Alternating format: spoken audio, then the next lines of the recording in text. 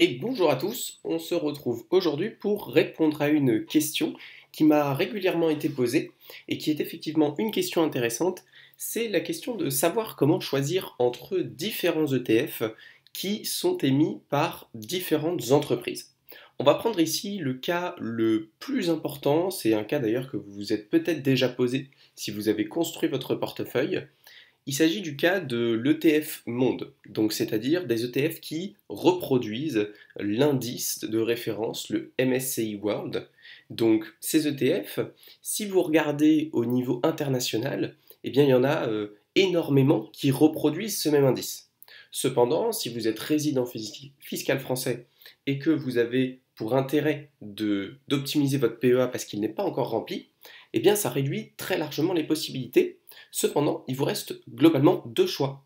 Il vous reste un ETF qui est émis par Amundi, que vous pouvez voir juste ici. C'est le CW8, et vous pouvez voir qu'il est effectivement éligible au PEA. Et il vous reste un autre ETF qui suit le même indice, mais qui est émis par l'IXOR, donc une autre société. Société Générale d'ailleurs, il me semble, c'est une filiale de la Société Générale qui est aussi éligible au PEA. Donc là, on se pose la question, c'est quoi la différence entre les deux? Et comment choisir si je dois acheter du MSCI World de l'Ixor ou du MSCI World de Amundi? Alors c'est une question qui a beaucoup de sens. On va essayer de faire les choses dans l'ordre. Tout d'abord, en termes de performance, qu'est-ce que ça donne? Il faut savoir que sur Boursorama, vous avez un lien qui est intéressant. Ici, c'est le DICI. C'est vraiment la fiche récap, parce que ça, c'est que des informations de seconde main. Mais ça, c'est la fiche récap originelle des fonds. Donc en fait, quand vous cliquez sur ce lien-là, vous allez pouvoir récupérer la fiche qui est relative à l'ETF l'IXOR PEA Monde. Et typiquement, vous allez pouvoir regarder quelles sont les performances annualisées nettes de frais de performance. Donc l'idée, c'est que ça, c'est vraiment ce qui a été gagné par les investisseurs. Vous avez ici donc la performance de l'ETF comparée à l'indice de référence. Donc l'indice de référence, eh bien, c'est le MSCI World qui sert de référence, sachant que souvent il y a un petit peu de frais, donc c'est des fois un petit peu moins, mais des fois un petit peu plus parce qu'ils font des swaps et ils arrivent à être plus performants que l'indice de référence. Ce qu'il faut comprendre, c'est que leur but, c'est pas d'être plus performant que l'indice de référence, leur but, c'est de coller un maximum à l'indice de performance. Donc déjà, ce qu'on peut voir, c'est que le TF de l'Ixor, il fait très bien son travail. Parce que là, il est à 0,2% de différence, là, il est à 0% de différence, là, il est à 0,1% de différence. Donc vous pouvez voir que quand l'indice baisse, bon bah voilà, le Lixor baisse, quand l'indice augmente, et la proportion est sensiblement la même. Donc ça, c'est très bien. Et si on regarde, au niveau de Amundi, c'est la même chose. On a un petit graphique, toujours pareil, indice de référence, Amundi, et ça suit très très bien l'indice de référence. Donc pour ça, les deux sont très très bons. Ensuite, on peut regarder bêtement la performance entre les deux, puisque effectivement, ils sont gérés par des sociétés différentes, et donc on peut se demander s'il y en a une qui va gérer mieux les questions de frais, etc. Donc ça, encore une fois, ce sont des chiffres qui sont nets de frais. Donc on peut regarder les 3 dernières années, hein. On est à 30,9%, 6,3% et 29,9% pour l'Ixor. Et pour Amundi, on est à 30,9, 6,3 et 29,8. Donc là, on a 0,1% de différence en 3 ans. Mais globalement, ce qu'il faut retenir, c'est que c'est extrêmement proche. Et vous pouvez voir sur les années précédentes, c'est toujours très très très proche, voire égal. Donc, d'un point de vue performance, vous n'aurez pas une performance supérieure en achetant le TF de l'Ixor ou le TF de Amundi. Littéralement, ça ne changera rien du tout. Donc il faut comprendre que la performance n'est pas un critère de choix, et par voie de conséquence, et ça c'est un petit peu contre-intuitif, les frais de gestion ne sont pas un critère, puisque les frais de gestion sont pris dans la performance. Donc ça veut dire que le Lixor, eh bien, il coûte un tout petit peu plus, mais il gère un tout petit peu mieux ses fonds, et donc ça s'équilibre. Alors aussi, petite précision ici, attention sur le site de Boursorama, vous avez des boulettes, hein. Là, on est sur l'ETF Amundi MSCI World et vous pouvez voir que les frais de gestion sont 0,28. Comme je vous l'ai dit, les informations qui sont notées ici, ce sont des informations de seconde main. C'est-à-dire que c'est quelqu'un qui a récupéré les infos et qui les a écrites.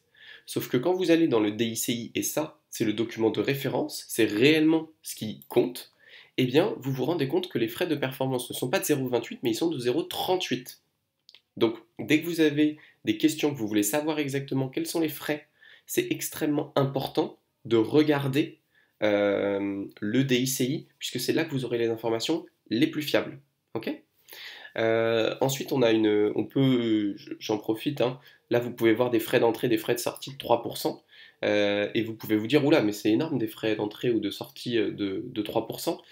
Il faut comprendre qu'il s'agit des frais d'entrée et de sortie sur le marché, ce qu'on appelle primaire. Donc, quand on achète sur le marché primaire, c'est-à-dire qu'on achète directement, par exemple, à Amundi, l'ETF. Sauf que c'est pas du tout ça qui se passe quand vous allez sur Boursorama et que vous achetez de l'ETF Amundi, vous les achetez à d'autres investisseurs. On parle du marché secondaire. Et donc, quand vous êtes sur le marché secondaire, eh bien, vous n'avez pas ces frais d'entrée et de sortie. C'est écrit juste ici, hein, il y a une petite astérix, ne s'applique que lorsque les actions sont souscrites ou achetées directement auprès du compartiment, et ne s'applique pas lorsque les investisseurs achètent ou vendent de telles actions sur les marchés boursiers, ce qui sera votre cas. Sauf si vous avez des copains chez Amundi qui peuvent vous vendre direct des actions, a priori, vous n'achèterez pas directement des ETF à Amundi. Donc là, effectivement, ne pas avoir peur de ces pourcentages.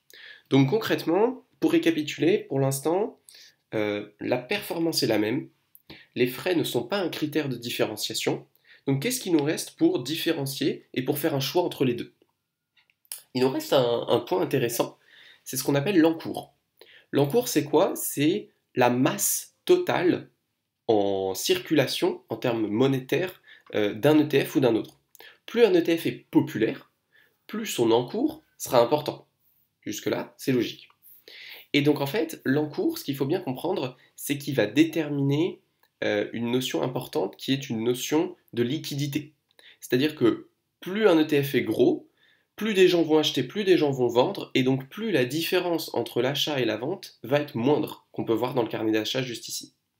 Ce qu'il faut comprendre, c'est que l'ETF de Amundi, aujourd'hui, il a un encours plus important que l'ETF de l'Ixor. Alors, il faut faire un petit calcul, c'est un peu trompeur. Vous pouvez voir le volume en circulation ici, c'est 4000, alors que le volume en circulation de l'Ixor, c'est 6800. Mais en fait, il faut multiplier ça par le prix d'un ETF. Donc ça, c'est 6800 fois 25, alors que là, c'est un peu moins, c'est 4000, mais c'est fois 426. Donc on comprend bien que l'encours de Amundi il est beaucoup plus important. Donc ça peut nous mener à penser que lorsque l'on va acheter de l'ETF de Amundi, quand on va acheter et vendre, on va payer un petit peu moins de bid-ask, c'est-à-dire la différence entre la demande et l'offre. Donc c'est quelque chose qui est intéressant, néanmoins, il faut comprendre que le bid-ask spread, donc c'est-à-dire la différence entre la demande et l'offre, c'est quelque chose qui est extrêmement minime pour un investisseur de long terme.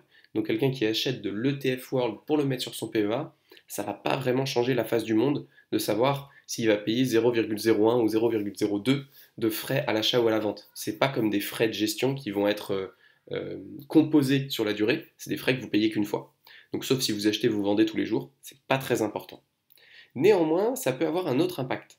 Il faut comprendre que plus l'encours d'un produit financier est important, plus la société qui émet ce produit gagne de l'argent. Et ce qui se passe aujourd'hui avec les ETF, c'est que les ETF sont à la mode, donc les organismes financiers, eh bien, ils font plein d'ETF de différentes sortes. Et quand un ETF fonctionne, bon, bah, ils le gardent, ça fait de l'argent. Quand un ETF ne fonctionne pas, c'est-à-dire qu'il a un très faible encours, eh bien, c'est pas rentable pour eux. Parce qu'il faut comprendre qu'ils gagnent un pourcentage de l'encours grâce aux frais de gestion. S'il y a très peu d'encours, ils doivent faire le même travail que s'il y a énormément d'encours.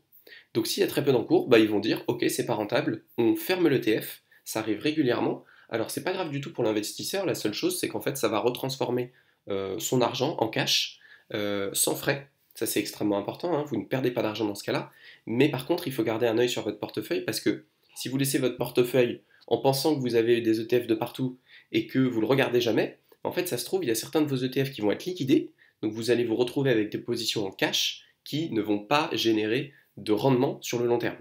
Donc c'est le seul problème et le seul risque qui est lié au risque de liquidation. Donc dans ce sens-là, ça a plus de sens d'investir sur le TF de Amundi, puisque, a priori, il y a un peu moins de chances qu'il liquide l'ETF d'Amundi plutôt que l'ETF de l'Ixor. Enfin, il y a une notion d'actualité. Il faut savoir qu'en 2021, Amundi a racheté l'Ixor. Ce qui est plutôt une très bonne nouvelle pour nous, investisseurs européens, puisque ça veut dire qu'ils vont être capables de mutualiser les coûts, et ça veut dire qu'ils vont être capables de rivaliser, de produire et de proposer des produits qui sont plus proches des frais de gestion, typiquement des monstres comme BlackRock ou iShares, mais auxquels nous n'avons pas accès parce que sur le PEA, ce sont des ETF qui ne sont pas éligibles. Donc, plutôt bonne nouvelle, néanmoins, dès lors que Amundi achète l'Ixor, on se rend compte qu'il y a une société qui a deux ETF World, qui, comme on l'a vu, sont sensiblement similaires. Donc pour l'instant, ça fait plus d'un an, et ils n'ont rien fait. D'après différentes communications, il n'est pas prévu qu'ils fassent grand-chose, néanmoins, il est possible qu'un jour, il y ait quelqu'un qui vienne et qui dise « Bon bah attendez, c'est pas normal, on a deux ETF Monde, quel est l'intérêt? Regroupons tout ». Effectivement, ça serait pertinent. Donc, si effectivement il regroupe tout, il est très probable, encore une fois, que ce soit le TF de Amundi qui reste et qui englobe le TF de l'Ixor. De 1 parce que c'est Amundi qui a racheté l'Ixor, et de 2 parce que Amundi est plus gros que l'Ixor. Néanmoins, pas de panique, parce que si vous avez du l'Ixor, ça veut juste dire que vos fonds seront transférés sans aucun frais vers le TF de Amundi. Et là, point d'alerte. Si vous vous dites j'ai du Lixor, mais il va être liquidé, alors bon, je vais peut-être le liquider moi-même et racheter du Amundi. C'est vraiment une erreur, ne faites pas ça parce que si vous le faites à la main, vous allez vendre du Lixor, vous allez payer des frais de courtage et vous allez payer des frais de sortie sur la vente et ensuite vous allez payer des frais d'entrée pour racheter le TF Monde de Amundi. Donc vous allez payer 2 fois des frais alors que si vous ne faites rien, vous ne payerez pas de frais et si Amundi décide de fusionner le TF de l'Ixor et d'Amundi, eh bien, vous aurez le même résultat, mais sans payer de frais. Donc, très important, si vous avez de l'ETF Monde l'Ixor, ne le liquidez pas manuellement pour acheter de l'ETF Monde Amundi. Ça ne sert à rien, c'est contre-productif. Donc, concrètement, il y a très peu de différence entre les deux. Et enfin, il y a une différence que vous avez pu voir. Et ça, c'est une différence qui est importante en fonction du type d'investisseur que vous êtes. Eh bien, c'est le prix d'achat. Aujourd'hui, sur Boursorama, sur les ETF, on ne peut pas acheter des fractions d'actions. C'est possible sur beaucoup d'autres plateformes, mais pas sur Boursorama. Donc ça veut dire que si vous voulez acheter de l'ETF Monde, par exemple tous les mois, mais que vous investissez 100 euros par mois, bah en fait vous allez être obligé d'attendre 4 mois pour avoir assez pour acheter un seul ETF Monde. Alors que vous allez très bien pouvoir investir en ETF sur du Lixor parce qu'il coûte 10 fois moins cher. Donc ça c'est un vrai avantage du Lixor pour les petits épargnants, c'est son accessibilité et ça va vous permettre de, encore une fois, réduire votre position en cash. Parce que si vous êtes obligé d'attendre 4 mois à chaque fois pour acheter votre ETF Monde, bah, ça veut dire concrètement que vous lissez beaucoup moins vos entrées, parce que vous entrez une fois tous les 4 mois au lieu de 12 fois par an. Et ça veut dire aussi que pendant les 3 mois qui précèdent, vous avez 100 euros, 200 euros, 300 euros sur votre compte qui ne rapportent rien. Donc là, petit avantage pour le Lixor, mais encore une fois, ça ne s'applique que si vous investissez moins de 500 euros par mois. Parce que si vous investissez plus de 500 euros par mois, en fait, c'est totalement équivalent. Petite conclusion. Concrètement, ça fait partie des questions qui sont tout à fait distrayantes. Ce que je veux dire par là, c'est que la question de choisir entre un ETF Monde Amundi et un ETF Monde Lixor, bien qu'elle soit intéressante d'un point de vue technique et qu'elle soit intéressante d'un point de vue financier et intellectuel, c'est une question qui ne modifiera pas votre performance. La seule chose que ça peut faire, et moi je le vois dans beaucoup de cas, et c'est vraiment triste, c'est que c'est une question qui rajoute de la complexité, et du coup les investisseurs se disent « bon bah tant que je suis pas sûr, je fais rien ». Et ça c'est vraiment la pire chose que vous puissiez faire. Parce que par contre, si vous vous dites « bon bah pour l'instant je suis pas sûr, je ne fais rien », ce qui est sûr c'est qu'en attendant, vous n'investissez pas. Et pendant que vous n'investissez pas, il y a un coût d'opportunité au fait de ne pas recevoir le rendement que vous auriez pu recevoir. Donc typiquement sur ce genre de questions, il faut avoir conscience que le seul réel risque, c'est pas de prendre l'Ixor ou de prendre Amundi. Le seul réel risque, c'est de ne pas investir parce qu'on a l'impression qu'on n'a pas toutes les informations. Il faut aussi accepter, en finance comme ailleurs, que dès qu'on fait des choix, on n'a pas 100% des informations. Ce qui compte, c'est d'avoir la majorité des informations, et aujourd'hui, on sait qu'effectivement, Lixor, Amundi, c'est kiff-kiff. Peut-être que ça changera de 0,1% sur 5 ans, mais peu importe. Ce qui compte, c'est d'investir et d'avoir un portefeuille qui soit en adéquation avec le risque profil-rendement de l'investisseur. Donc mon conseil, ça serait de ne pas perdre trop de temps sur ces questions et plutôt de mettre en place un plan d'action qui soit clair et qui vous permette de passer à l'action plutôt que de perdre du temps sur des questions techniques de ce type-là qui ne vont pas fondamentalement changer votre rendement. Si vous avez apprécié la vidéo, je vous invite à vous abonner, n'hésitez pas à mettre un like, à laisser un commentaire si vous avez des questions, et puis je vous dis à la prochaine. Ciao.